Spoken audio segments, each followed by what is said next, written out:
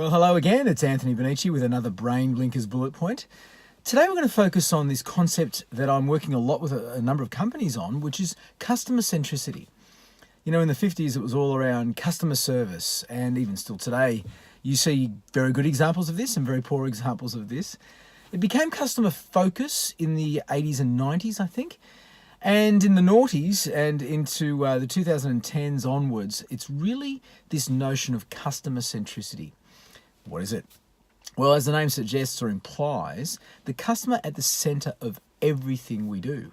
So not just attending to what they come in and ask for, but making them the center of the whole interaction, the center of the company's purpose or values, so that when the customer is elated, when they are truly at the center of everything and they feel like they are, then they will buy into not only our products and things, but what we do and stay with us. And it's arguable that it's one of the strongest forms of loyalty. So I want to give you an example of this. I'm in the car today just before I take off for a meeting because we're in the market to look at another car for my wife and for the 4 children to eventually learn to drive in. And went to a couple of dealers in the local area, went to one guy, and it was late in the afternoon, and he was keen to, do the sales pitch for me.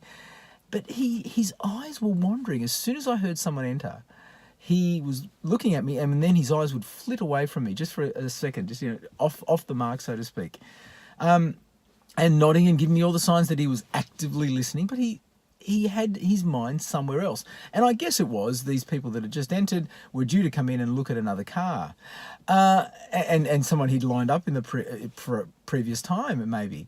So I said to him, "Oh, look, are they someone you need to go to?" And he goes, no problem. But even after he acknowledged that I had seen him change his focus away from me, he continued to do it. So I quickly walked out of there and won't be buying a car from him.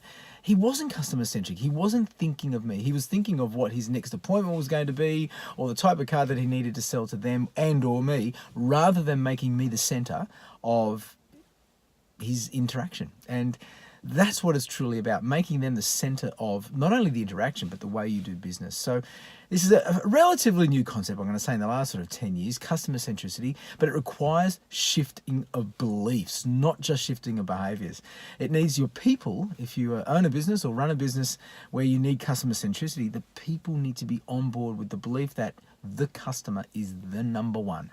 What they need, what is important to them, is far more important than what we've got to sell.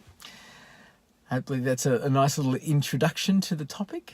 Thanks for listening, and I look forward to seeing you again soon.